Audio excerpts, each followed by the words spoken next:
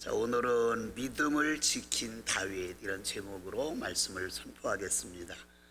우리 선조들의 이렇게 삶의 풍습, 모습을 이렇게 더듬어서 살펴보다 보면 소박하고 참 지혜가 있었다 이런 생각이 들 때가 있어요. 한복더위에 땀이 나고 이제 끈적임을 덜 느끼고 시원한 잠을 자기 위해서 대나무로 죽부인을 만들어서 끌어안고 잤다고 그러죠. 또 아궁이에 불을 지펴서 난방을 하던 그런 시절에는 추위를 달래기 위해서 화로에 불을 담아다가 방에 들여놓고 생활을 했어요. 그런데 구들장에 불을 지피면 초저녁에는 따뜻하지만 한밤중에는 식잖아요.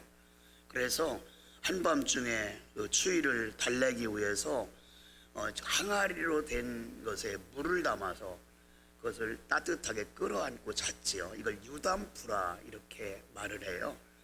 과거의 그 선비들이 이렇게 유담푸를 끌어안고 자면서 밤에 추위를 달랬다고 이렇게 기록되어 있고, 박물관 같은 데 가면 오늘날도 그 유담푸가 박물관에 있더라고요. 제가 어느 곳에 이렇게 지나가다 보니까 민속 이렇게 물품을 파는데도 어떤 유담푸를 팔고 있었어요.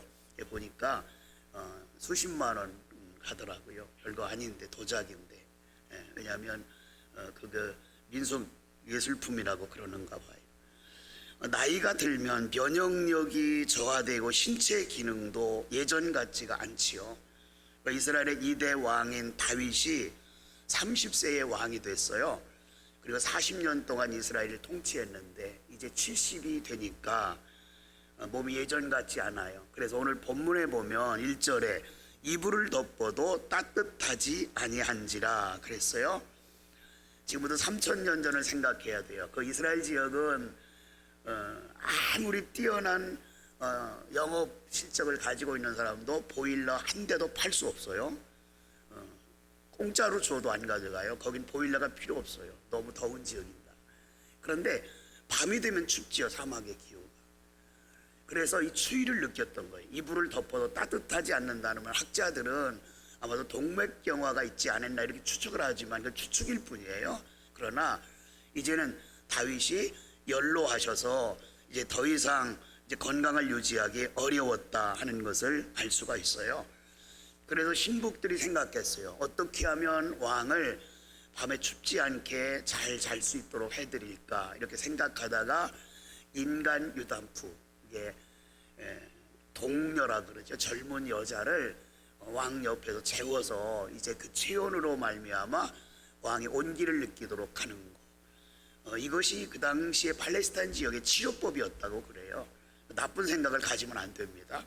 왕을 잘 보필하기 위해서 신하들이 그렇게 이제 생각을 했는데, 수냄 여자 아비삭을 데려와서 왕을 시중들게 했지요. 그런데 오늘 4절에 보니까 다윗은 보편적인 행동을 하지 않았어요. 본문 4절 보세요. 그때 상황에 대해서 이렇게 말했어요.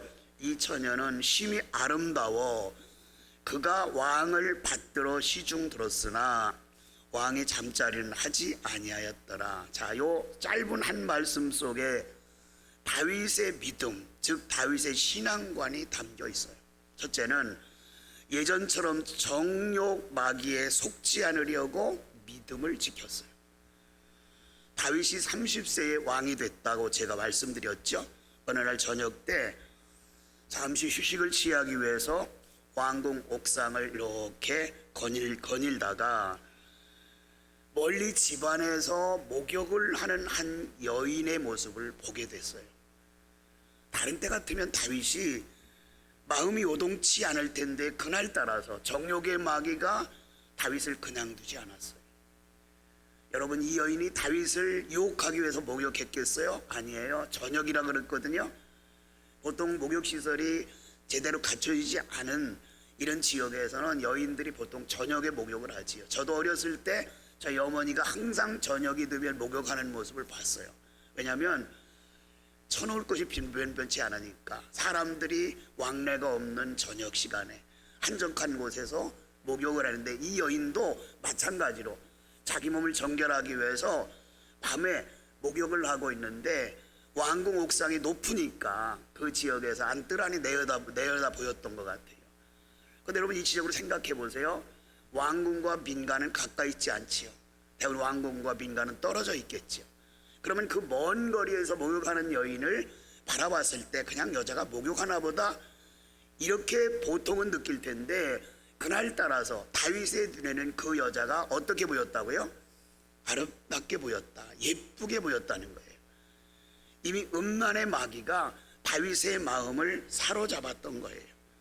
그 여인을 보는 순간 다윗이 느낀 감정에 대해서 사무엘하 11장 2절에 이렇게 말해요. 한 여인이 목욕하는데 심히 아름다워 보인지라. 아까도 말씀드렸어요. 예간 남자를 유혹하기 위해서 목욕한 것이 아니라 그랬어요. 생활적인 거예요. 늘 자기 몸을 정결하기 위해서 하던 행동이다, 이렇게 알면 되겠어요. 그런데 그 여인이 너무 아름답게 보이니까 다윗은 권세를 이용해서, 권위를 이용해서 자기 부하에게 명령을 내렸어요. 내가 저 여인을 보니까 너무 아름답다, 저 여인을 내가 취하고 싶다. 그래서 하인을 보내죠. 하인을 보내서 그 여인을 데려와요.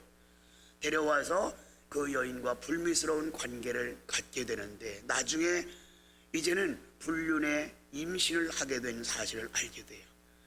다시 그가 누구인지 알아보려고 부하를 보내보니까 자기 부하의 사람이에요. 장군이에요. 군에 가 있는 사람이에요, 남편이. 그래서 다윗이 머리를 쓰지요. 어떻게 하면 이거를 은폐할까 생각을 해서 자기 부하인 우리아를 불러들였어요. 그리고 휴가를 줬어요. 우리아야, 너 전쟁에 나가서 고생이 너무 많다. 내가 내게 특혜를 줄까 했는데, 생각하는데 오늘부터 며칠간 집에 가서 휴가를 보내거라. 그리고 불러들였어요. 근데 우리아는 충신이에요. 나라와 민족을 너무 사랑했어요. 그래서 왕이지요, 특혜 준 것은 너무나 고마운데 내 수하 있는 부하들은 지금도 전쟁에서 피를 흘리며 싸우고 있습니다. 제가 그럴 수 없습니다. 그 집으로 돌아가지 않고 잠시 휴가를 마치고 복귀하게 되는 거죠. 다윗이 작전을 실패했어요. 그래서 생각을 했습니다. 어떻게 하면 이 위기를 모면할까? 결국 우리아를 불러들여서 전장의 최전방위로 투입시켜요. 한참 전쟁 중이니까. 그래서 전사를 하게 돼요. 여러분, 죄라는 것은요, 하나 죄에 빠지면 통합적으로 죄를 범하게 돼요. 우리아의 아내 밧세바를 범하는 순간에 인간 간에 하지 말라는 계명, 대인 계명을 몽땅 범하고 말아요. 맨 마지막 계명, 10번째 계명, 내 이웃을 탐내지 말라. 내 이웃의 아내나 노비나 아무것도 탐내지 말라. 그것부터 범했죠.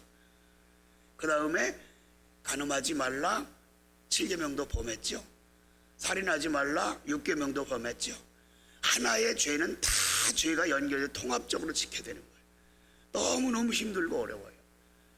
하나님께서는 나중에 다윗을 징계해요. 어떻게 징계해요? 나단 선지자를 통하여 내가 불륜을 통해서 낳은 그 자녀를 하나님이 데려가실 거다. 그 아이가 죽자 다윗이 철저하게 회개해요. 자기의 순간적인 실수, 죄가 얼마나 힘들고 어려운가 하는 것을 알게 돼요. 사무엘하 12장 10절에 보면 우리아의 아내를 빼앗아 내 아내로 삼았은즉 칼이 영원토록 내 집에 떠나지 아니하리라. 이어서 14절, 이 일로 말미암아 여호와의 원수가 크게 비방거리로 얻게 하였으니 당신이 낳은 아이가 반드시 죽으리라. 누가 알려줬다고요? 나단 선지자가 다윗에게. 그 이야기를 듣는 순간 다윗이 깨달았어요. 내가 이대로 가만히 있으면 안 되겠다. 그리고 즉시로 밧세바를 범한 그 이후에 하나님 앞에 회개해요. 얼마나 철저하게 회개하는지 다윗은 침상이 젖을 정도로 하나님 앞에 회개를 해요. 이렇게 철저히 회개했는데 이제는 신앙을 잘 지켜왔어요. 그런데 몸이 늙은 마지막 순간에도 자기 부하들은 좋은 뜻으로 젊은 여자를 자기 품에 주었지만 자기에게는 과거에 하나님 앞에 약속한 것이 있어요. 이 시간 이후부터 내가 회개한 죄에 대해서는 다시 짓지 않고 살겠습니다. 하나님과 약속했지요. 그 약속을 지키기 위해서 다윗은 그 여인과 잠자리를 하지 않았다, 이렇게 말씀을 하고 있어요. 자, 우리들이 연약함은 어디에 있어요? 회개한 죄를 다시 짓는다는 거예요. 잠언서 기자는 잠언 26장 11절에 반복해서 죄를 짓는 사람들을 깨우치기 위해 주신 말씀이 있어요. 개가 토한 것을 다시 먹는 것 같이 미련한 자는 미련한 짓을 거듭 행하느니라. 회개한 죄를 다시 범하면 안 돼요. 회개한 것은 회개로 끝나야 돼요. 다윗이 믿음이 사람이었기 때문에 죄를 반복해서 짓지 않으려고 끝까지 노력한 거예요. 그렇게 끝까지 하나님과의 관계를 지키며 신실하게 믿음을 지키는 다윗의 모습을 하나님은 아셨어요. 양을 치며 지냈던 과거 어린 시절 다윗을 바라볼 때 하나님은 내 마음에 합한 사람이라. 그런데 잠시 다윗이 범죄했을 때 하나님이 상심했어요. 그런데 다윗이 회개하고 다시 하나님 앞에 돌아온 것을 보고 하나님은 정말 다윗을 마음에 합한 사람답게 인정을 하셨어요. 다윗의 인생 말년에도 하나님의 합한 사람으로 살았으니 여러분과 저도 평생 하나님 마음에 합한 사람으로 사시기를 주님의 이름으로 축원합니다. 두 번째로 다윗은 하나님의 말씀에 순종한 믿음의 사람이에요. 아버지 다윗 왕의 노안을 알고 있는 셋째 아들 아도니아는 자신이 왕이 되려고 계략을 꾸며요. 우리 읽지 않았지만 5절 보실까요? 그때에 핫깃의 아들 아도니아가 스스로 높여서 이르기를 내가 왕이 되리라 하고 이렇게 말씀해요. 여러분, 다윗의 일생을 이렇게 보면 이거는 고대 근동 지방에는 거의 그랬어요. 일부 다처제였어요. 물론 하나님은 한 여자만은, 한 남자만을 부부로 인정을 하지만 그 당시에 풍습은 그렇지 않았어요. 그래서 다윗에게도 공식적인 아내가요, 맨 첫 아내는 사울의 딸 미갈이죠. 자식을 못 낳았어요. 그 8명의 아내를 통해서 19명 정도의 자식을 두었어요. 그래 8명에서 19명의 자식을 두었으니까 형제간에도 좀 어려움이 있잖아요. 그런데 오늘 5절에 등장한 아도니아는 실제적으로 다윗의 4번째 아들이에요. 4번째 아들. 근데 5절에 뭐라 그랬죠? 핫깃의 아들 이랬잖아요. 엄마가 다른 거예요, 엄마. 그러니까 각각 8명의 부인에게서 자식을 낳았으니까. 나머지 형들은 다 죽고 나서 자기가 지금 남아있는 장자와 똑같은 거예요. 그래서 아도니아가 욕심을 낸 거예요. 아, 형들 다 죽었으니까 내가 우리 집 마지와 똑같지? 그러니까 마지 내가 왕권을 차지해야지. 이렇게 생각하고 자기가 왕권을 차지하려고 계략을 꾸며요. 그런데 그 사실을 나중에 알고 나서 다윗이 아니다. 하나님께서 내게 나단 선지자를 통하여 약속하신 말씀이 있다. 내 후계자는 앞으로 이스라엘을 이끌 왕은 아도니아가 아니라 솔로몬이다. 이러면서 아도니아의 계략을 다 물리치고 솔로몬을 왕으로 세워요. 열왕기상 1장 30절 말씀을 한번 보실까요? 내가 이전에 이스라엘의 하나님 여호와를 가리켜 내게 맹세하여 이르기를 내 아들 솔로몬이 반드시 나를 이어 왕이 되고 나를 대신하여 내 왕위에 앉으라 하셨으니 내가 오늘날 그대로 행하리라. 자, 여기서 우리가 주목한 말씀은 내가 오늘날 그대로 행하리라는 말씀이에요. 하나님께서 명령하신 대로 내가 그대로 하겠다. 죽음을 앞에 놓고 있는 다윗은 하나님이 명령하셨으니까 왕이 되고 싶어 하는 사람을 왕을 세운 것이 아니라 하나님께서 지명해 놓고 지정하고 말씀하신 솔로몬을 왕으로 세우려고 끝까지 이렇게 이제 말씀을 순종하는 다윗의 모습을 우리가 볼 수가 있어요. 열왕기상 2장 3, 4절 말씀을 보십시다. 내 하나님 여호와의 명령을 지켜 그 길로 행하여 그 법률과 계명과 율례와 증거를 모세의 율법에 기록된 대로 지키라. 그리하면 내가 무엇을 하든지 어디로 가든지 형통하리라. 자, 이건 무슨 말씀이냐면 솔로몬에게 왕위를 물려주겠다고 기름 부어 세우라고 해놓고 선지자들에게 솔로몬에게 말씀을 주세요. 내가 왕으로서 앞으로 이 나라를 잘 이끌어 가려면 하나님께서 기록되어 주시는 말씀을 잘 지켜라. 그러면 나라가 평안하고 안전할 것이다. 이렇게 말씀을 하셨어요. 두 번째는 다윗, 세 번째는 다윗은 하나님과의 약속을 끝까지 지키는 믿음을 가졌어요. 다윗은 밧세바와의 결혼 후 자신의 죄된 모습을 하나님 앞에 철저히 회개하지요. 다윗의 회개가 잘 기록된 말씀이 시편 51편 말씀이에요. 그리고 그 51편을 통해서 가장 핵심적인 말씀이 51편 10절이에요. 하나님이여 내게 정직한 마음을 새롭게 해주세요. 정직한 마음을 새롭게 해달라. 우리들이 날마다 살아가면서 우리 마음이 날마다 새로워진다면 그것보다 더 행복한 게 어디 있어요? 인간은 살아가면 살아갈수록, 죄송해요, 연세도 많이 드신 분들은 고집과 나이는 비례한대요. 고집과 나이는 비례한대요. 우리가 나이가 들어가면 들어갈수록 성품이 좋아지고 인품이 성숙해져야 되는데 그렇지 못한 거예요. 다윗은 그것을 알아요. 험악한 세상 사는 동안에 저희 멘토 되시는 목사님이 이제 세상을 일찍 떠나셨어요. 제가 신학을 공부할 때 항상 그 목사님 집에 가면 꼭 붙들었어요. 가지마 가지마, 전사님 가지마. 목사님 저 가야 되는데 바쁜데요. 내가 지나놓고 보니까 쉬는 것도 목회야. 그러면서 자고 가라고, 쉬고 가라고 그렇게 말씀하세요. 제가 자고는 오진 않았는데 꼭 저한테 이렇게 말씀하세요. 내가 이 시대에 목회하지만 자네가 목회하는 시대는 영역이 앞으로 10배는 더 충만해야 목회할 거야. 나도 그랬어.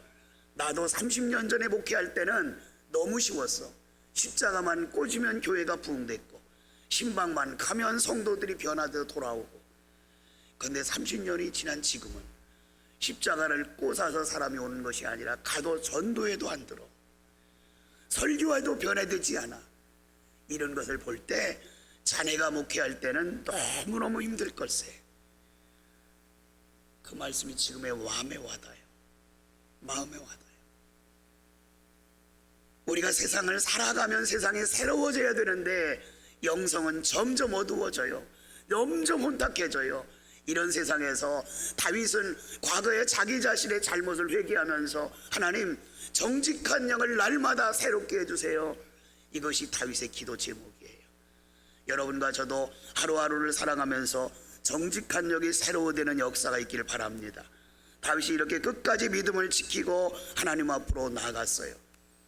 모든 그리스도인에게 주어진 하나의 과제가 있습니다. 다윗과 같이 끝까지 믿음을 지키는 것, 끝까지 믿음을 지키는 여러분이 주인공이 되시기를 주님의 이름으로 축원합니다.